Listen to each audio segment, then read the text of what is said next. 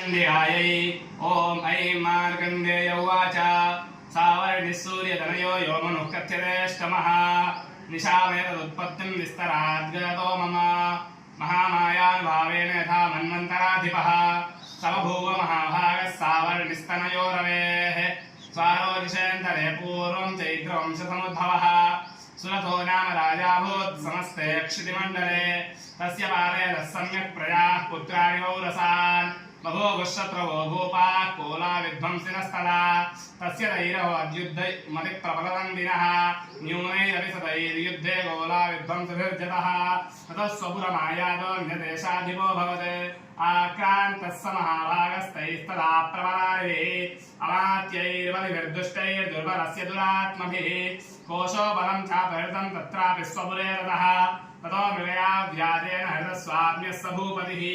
एकाकी हयमारुह्य जगान गहनं वनं